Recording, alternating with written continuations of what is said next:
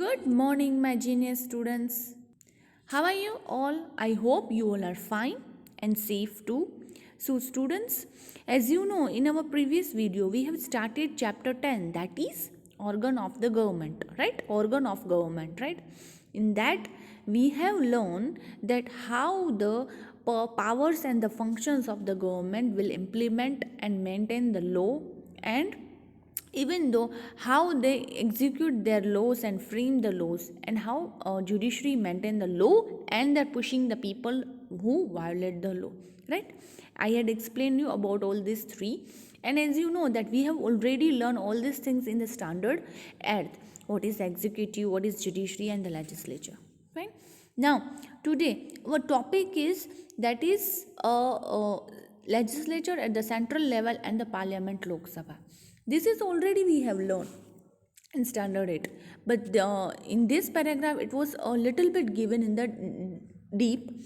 So we will start with this, and we will get more and more information about the Lok Sabha and the Rajya Sabha. As we know about the total member, that are the 545 members in the Lok Sabha, and out of the how it is selected, Anglo-Indian community, then after two associations and the principles, and the never attends the parliaments, and how it is dissolved, and how it is continues the election, and all that we are going to learn in this chapter, more topics, right? So legislator at the central level and the parliament, Lok Sabha. So Lok Sabha is the lower house, as we all know, that is the Lok Sabha is the lower house, and upper house is Rajya Sabha, right? Lower house and upper house का हमने पढ़ा भी है, and even though it was came in the blank also, what is the lower house and what is the upper house, right? We have already learned this. So Lok Sabha is the lower house of the parliament, and the member of Lok Sabha representative people who are elected through direct election. Right?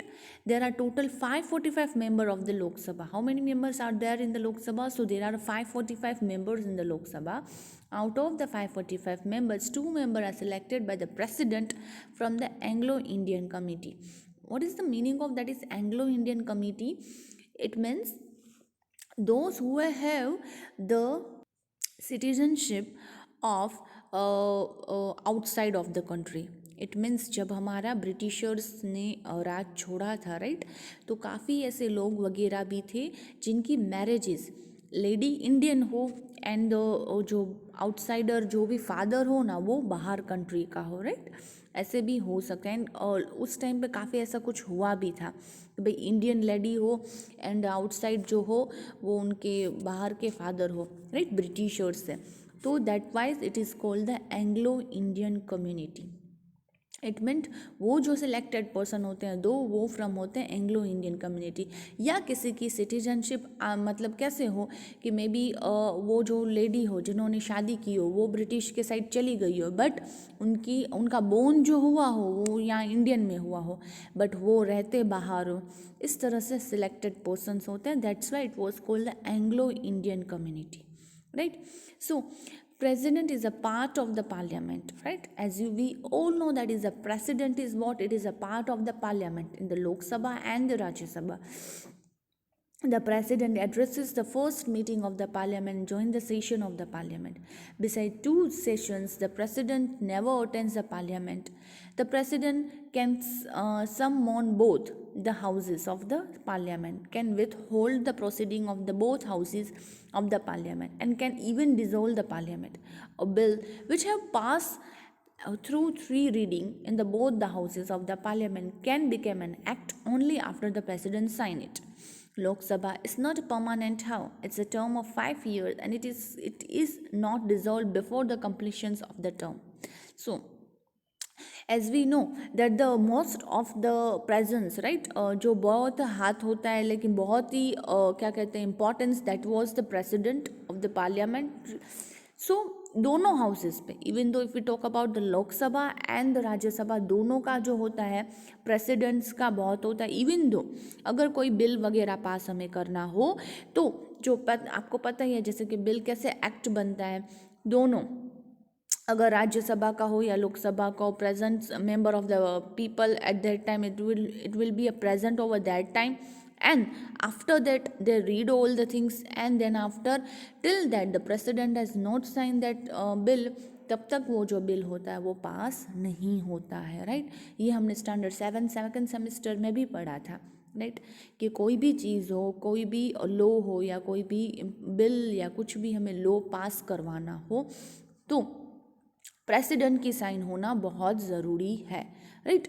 तो वो कब तक वो bill pass नहीं होगा, जब तक president जो है वो साइन नहीं करेंगे तब तक नहीं होगा। So as we all know that Lok Sabha is not a permanent house, हमें भी पता है कि लोकसभा जो है वो परमानेंट हाउस नहीं है, और उनका टर्म जो होता है वो 5 ईयर्स का होता है। It is not dissolve before the completion of the term, वो कब तक डिजॉल्व नहीं होता, जब तक उसका टर्म जो है वो कंप्लीट ना हो। Constitution of India is the supreme and not the parliament, as the parliament has to enjoy its power within its limit prescribed by the constitutions. If the law framed by the parliament violates the constitution, they can be challenged in the court. If the court finds the framed law against the provisions of the constitution, the court can nullify the laws. See, sometimes it's happened, the constitution, first of all, the constitution is the supreme parliament, right? Supreme, और जैसे कि हमारी supreme court कैसे apex court है, उसी तरह से constitution of India is a supreme, not the parliament, वो मेन थिंग है। पहले जो था क्या बना, हमारा कॉन्स्टिट्यूशन जो था क्या होता है कि इस्टेब्लिश्ड हुआ, राइट, पूरी नेहरू कमेटी और सब ने क्या बैठ के पहले क्या बनाया, कॉन्स्टिट्यूशन बनाया। उस कॉन्स्टिट्यूशंस के आधार पे ही आज जितने भी लॉ रूल्स रेगुलेशंस जो निकले हैं, जो एक्ट बने हैं, जो आर्टिकल्स लिखे गए हैं, राइट, आर्टिकल्स में जो आर्टिकल में जो दफ़ा लिखी गई है वो इम्प्लीमेंट कब होती है, जब ये पूरा का पूरा हमारा जो कॉन्स्टिट्यूशन है वो डिटेल में लिखा गया है, राइट। तो इसके साथ parliament violence the constitution, sometime it's happen कि भाई लॉ फ्रेम करने में होता है कि भाई कोई लॉ जो हो वो कॉन्स्टिट्यूशंस फॉलो बाय नहीं होता हो, right, and sometime it's happen कि हमें कुछ ऐड करना हो, right, but it may be अगर हम उस लॉ के साथ या वो कोई चीज़ जो फॉलो नहीं हो पा रही है properly, so as a constitution जो होती है, ठीक है, जो कॉन्स्टिट्यूशंस फॉलो नहीं कर पाए तो ये एक बहुत बड़ा चैलेंज होता है कोर्ट के लिए, and the court is supreme court, right, वो उनके अगेंस्ट प्रोविजन अगेंस्ट कर सकती है, एंड जो भी लॉ वगैरह हो उसको नलीफाई भी कर सकती है, राइट। तो ये जो रूल्स रेगुलेशंस जो बने हैं ना वो सबके लिए मतलब देखने जाओ तो हैं, इवन दो द पार्लियामेंट भी समटाइम इट्स हैपन कि कभी कभार कोई चीज़ होती है वो फॉलो प्रॉपरली नहीं की जाए, तो उसके ऊपर भी कोई होता है ना कि उसके ऊपर भी हेड होते हैं, तो हर एक चीज़ के हेड होते हैं, एंड वो कब फ्रेम होते हैं, जब हम अगर कोई चीज़ गलत तरीके से करें। Sometimes it's happen if the state is not following any rules and regulations, and we are not following, and the chief minister who are not handling that the state is going in the law and regulations as per the constitution, so that stay for a few time, that stay become the presidential's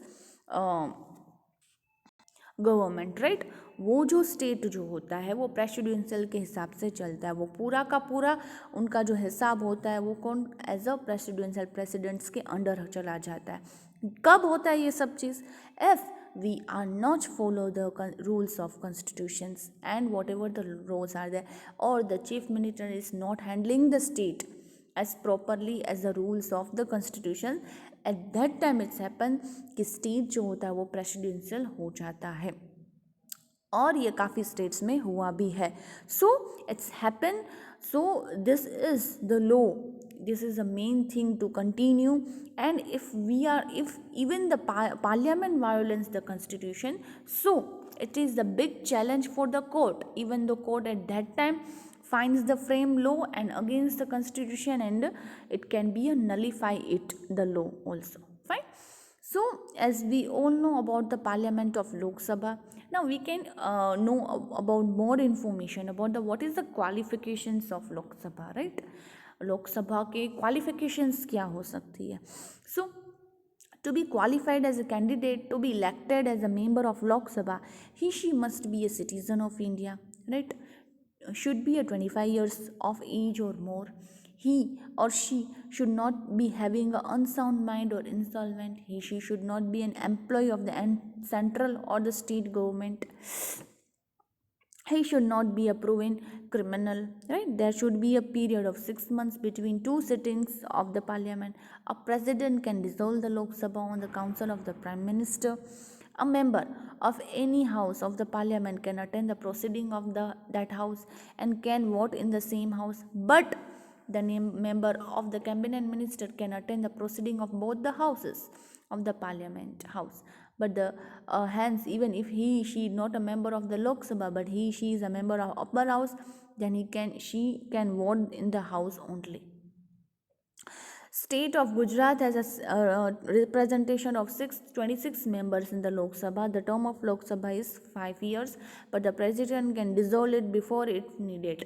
In case of national emergency, the term of Lok Sabha can be extended for 1 more year. If the president dissolves the parliament, it cannot be challenged in court. See, अगर हम houses की बात करें, qualifications की बात करें, तो qualifications तो पहले क्या होना चाहिए, ही और she must be A citizen of India, right? कोई भी हो, राइट, सिटीज़न होना चाहिए इंडिया का। पहली बात तो ये ऑब्वियसली, ये तो कॉमन सेंस की बात है कि इंडिया का जो भी हो पार्लियामेंट में या कोई भी एज अ पॉलिटिकल या किसी में चुनाव वगैरह में चुने गए हों, तो वो पहले तो सिटीज़न होना ज़रूरी है। कोई भी बाहर का मेंबर होना ज़रूरी नहीं है, सिटीज़न होना नेसेसरी है, राइट? तो ही और she should be the citizen, पहले तो सिटीज़न होना चाहिए। And second thing is that कि इनकी जो एज होती है ना, वो 25 साल या 25 साल से ज़्यादा होनी चाहिए। It is compulsory that the age of that he और she, the person who is elected in the Lok Sabha, they should be a 25 years or age of more, right? Or the age of more should be there, right? The second thing is that he should not be unsound mind or insolvent. मतलब कोई भी होता है ना कि कोई handicapped वगैरह या कुछ भी मेंटली रिटार्डेड पर्सन, और एल्स वी कैन से, या उनको कुछ हैंडीकैप्टेड वगैरह कुछ भी, it would be not like that, fine, ऐसा होना नहीं चाहिए। And the second thing is that he should not be an employee of the central or the state government. Employ नहीं होनी चाहिए सेंट्रल और स्टेट गवर्नमेंट के। And the fourth point is that कि कोई भी क्रिमिनल चार्जेस उनके ऊपर नहीं होने चाहिए। कोई भी तरीके से क्रिमिनल चार्जेस या किसी का कुछ भी हो गया, वट एवर इट इज़, वो नहीं होने चाहिए, राइट? तो ये सारी चीज़ें याद में रखनी चाहिए। 25 साल से ज़्यादा या 25 साल के होने चाहिए, पहला। सेकेंड इज जो भी पर्सन हो वो सिटीज़न होना चाहिए इंडिया का, है ना। थर्ड इज दैट कि अनसाउंड माइंड नहीं होना चाहिए और इंस्टॉलमेंट वाले नहीं होने चाहिए। फोर्थ इज दैट के employ of central and state government के नहीं होनी चाहिए। फिफ्थ इज दैट के कोई भी चीज़ में उनको क्रिमिनल प्रूव नहीं किया जाना चाहिए, वो ध्यान में रखना चाहिए, fine. And there should be a period of 6 months between two sittings of the parliament, and the president can dissolve the Lok Sabha on the council of the president, a prime minister. Or as you know that the president can dissolve the Lok Sabha on the council of the prime minister. A member of any house of the parliament can attend the proceeding of the house and can vote in the same house. देखो यहाँ पे लिखा है member of any house of the parliament can attend the proceeding of that house and can vote in the same house, but a member of cabinet ministry can attend the proceeding of both houses of the parliament even if she is not the member of Lok Sabha. देखो president क्या कहते हैं, dissolve कर सके council of the prime minister, और member कोई भी house का हो, ठीक है, वो अटेंड कर सके, attend the proceeding of the house, और he and can vote in the same house. But जो कैबिनेट मिनिस्टर्स जो होते हैं, ठीक है, वो क्या कर सकते हैं, वो उस टाइम पे प्रोसीडिंग भी कर सकते हैं बोथ हाउसेस के बारे में, ही शिफ, अगर वो मेंबर ना भी हो तो भी। उसमें कैसे है कि वो मेंबर हो तो अटेंड हो पाए, बट अगर इसमें तो क्या है कैबिनेट मिनिस्ट्री में कि अगर वो मेंबर ना भी हो ना तो भी, वो मेंबर ना भी हो ना तो भी क्या कर सके, प्रोसीडिंग कर सके पूरे के हाउस का। See here it is written, cabinet ministry can attend the proceeding of both house of the parliament even if she और he is not a member of Lok Sabha, वो ना हो ना लोकसभा के मेंबर, तो भी वो क्या कर सके कि भाई है ना, वो क्या कर सके कि भाई लोकसभा में प्रेजेंट हो सकते हैं. सी, it is written again, I am repeating again and again because this sentences and these words are more important. That's why she is but a member of cabinet ministry can attend the proceeding of both the houses. जो भी proceeding वगैरह होती है वो both the houses की वो attend कर सकते हैं, even though if they are not the member of Lok Sabha, but the house of the parliament can attend the proceeding of that house, can vote in the same house.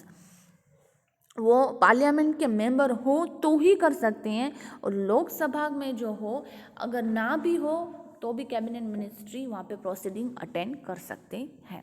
Right. So if he she is a member of upper house then she can vote in the house only.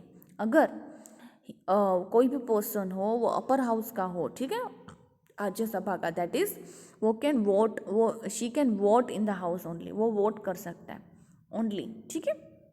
अगर मैं गुजरात की बात करूं, state of Gujarat has a representation of 26 member. कितने members हैं? 26 member in the Lok Sabha.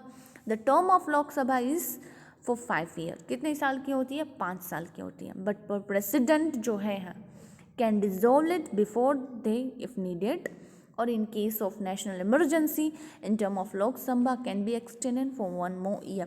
जैसे कि मैंने आपको इमरजेंसी का पहले बहुत डीप में ही लिया था कि किस तरह से इमरजेंसी वगैरह होती हो, नेशनल क्राइसिस वगैरह आ जाए तो at that time the president take the emergency charges also, तो वो डिज़ोल्व भी कर सकते हैं, तो वो एक्सटेंड भी कर सकते हैं 1 more year. ठीक है. If the president dissolves the parliament, it cannot be challenged by a court. So, if it is dissolves the parliament, it cannot be challenged in court. वो कोई भी challenged नहीं हो सकता कोर्ट में. Got it? So, this is all of what it is the qualifications of Lok Sabha. So, first of all, it should be the 25 years. She should be the citizen of the India. Then after, what it is, the criminal cases should not be proven. He or she should not be unsound or unmind or insolvent, right? And she should not be the employee of central and the state government also. Fine. So now quorum. Now what it is we are reading. So quorum is the number of member present in the house of the parliament. So what it is the number of members. What is quorum?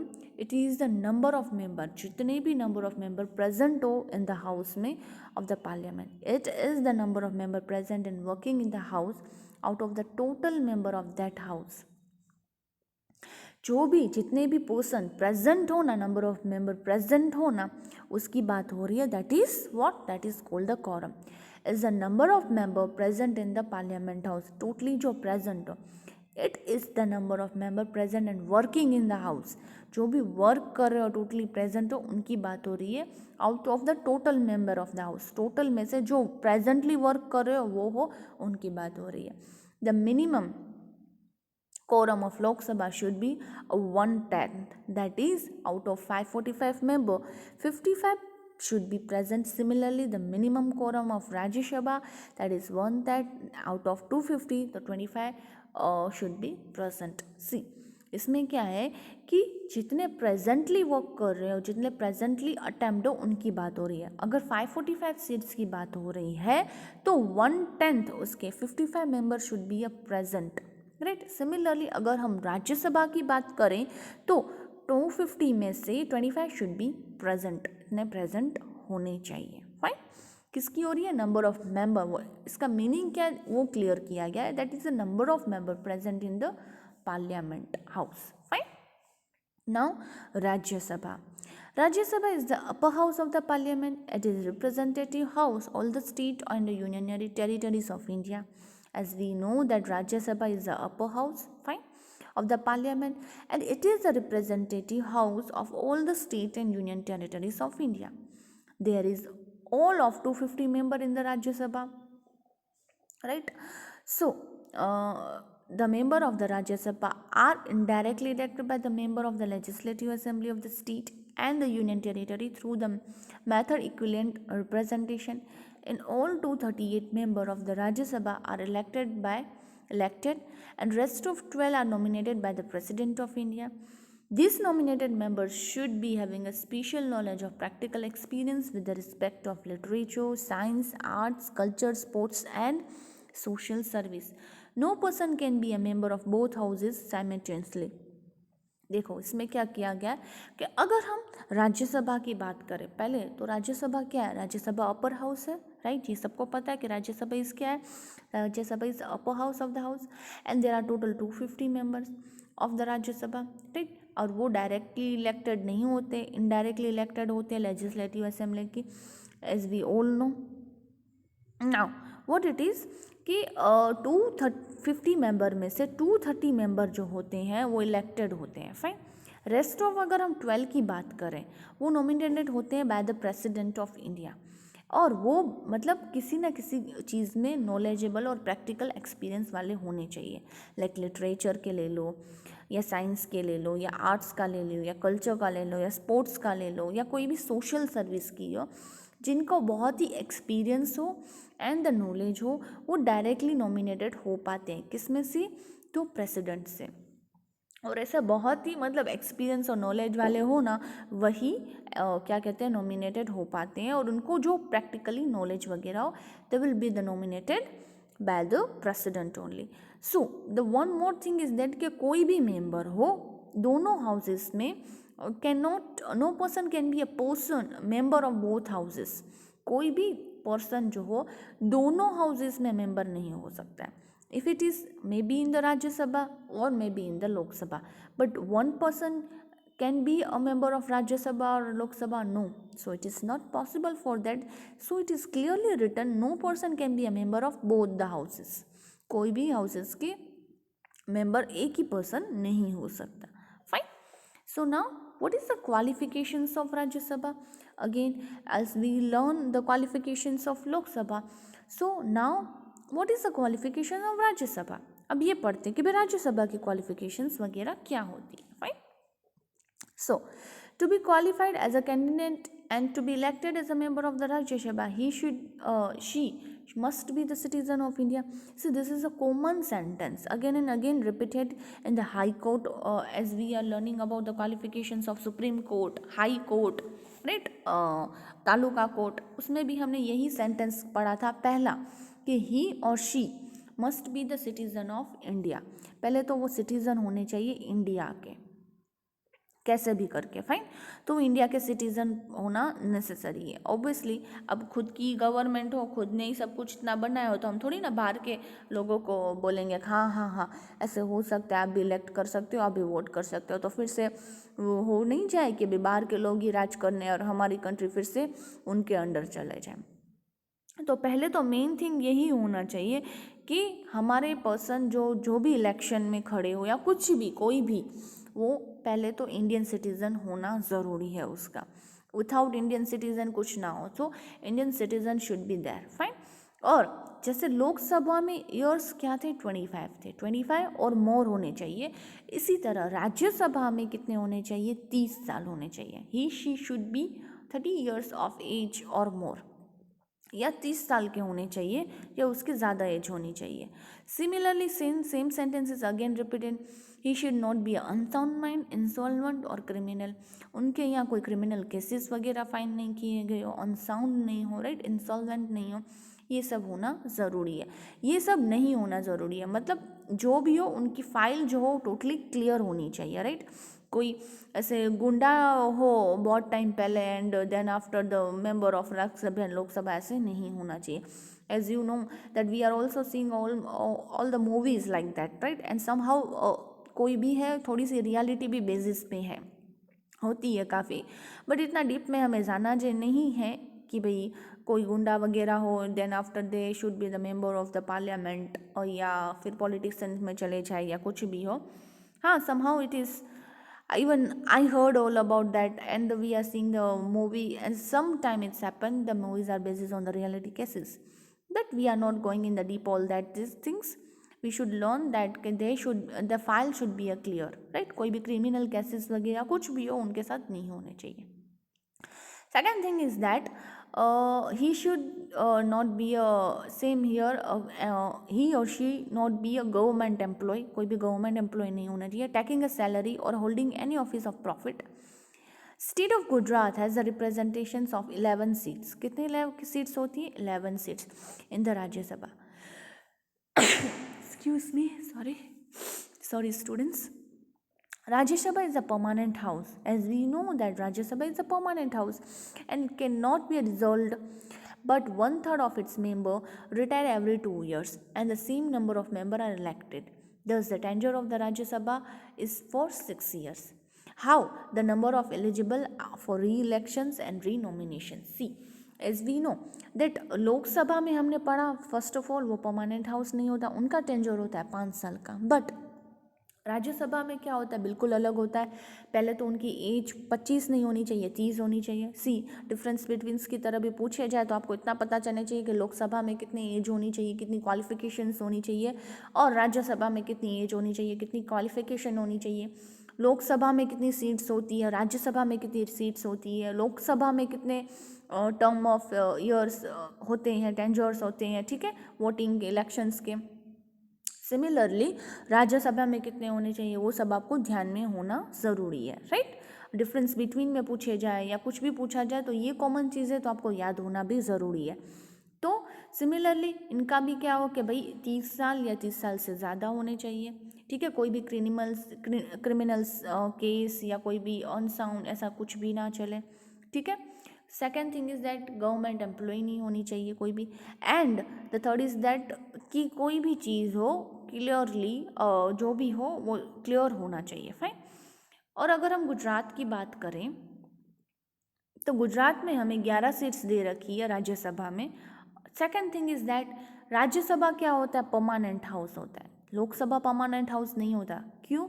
क्योंकि उसमें 5 years का टेंजर ही होता है. But Rajya Sabha में क्या होता है कि 6 ईयर्स का टेंजर होता है. बट एवरी 1/3 ईयर क्या होता है, मेंबर जो होते हैं cannot be dissolved, but 1/3 of its member retire every 2 year. उनके क्या होता है, 6 साल के टेंजर में साइकिल जो होती है वो कंटिन्यू चलती जाती है. जैसे ही किसी का 6 ईयर पीरियड्स कंप्लीट हो, सो क्या हो कि भाई 1/3 मेंबर जो होते हैं जो उनके, वो क्या होते हैं कि रिटायर्ड होते जाते हैं एंड अगेन दूसरे आते जाए. फिर उनकी साइकिल चलती हो तो उसमें से 1/3 निकलते जाए. अब एक को 6 ईयर्स कंप्लीट हुआ हो, एक को 6 ईयर कंप्लीट हो गए हो, तो फिर से 1/3 पीपल निकलेंगे, फिर से दूसरे 1/3 पीपल आएंगे.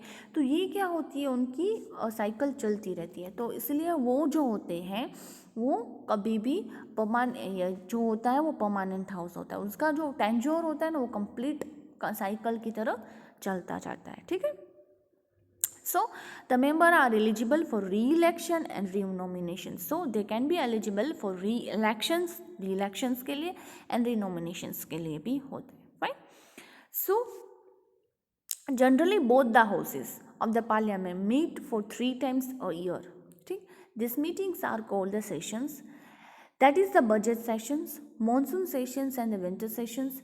The Vice President of India by virtue of his office has the office of Chairman of Rajya Sabha, whereas Vice Chairman of the Rajya Sabha is elected by the member of Rajya Sabha from among themselves only.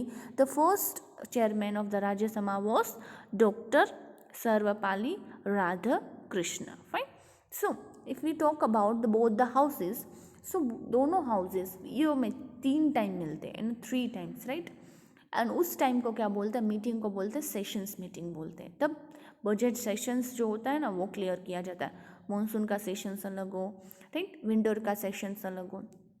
And जो vice president होते हैं of India by virtue और office या held और office और chairman of Rajya Sabha, whereas chairman of the Rajya Sabha elected by the member and among themselves only. So first chairman of राज्य सभा जो है वो हमारे सर्वपल्ली राधाकृष्ण है, डॉक्टर सर्वपल्ली राधाकृष्ण. ये भी क्वेश्चन आ सकता है, who is the first chairman of the राज्य सभा. So that was doctor Sarvepalli Radhakrishna. Fine.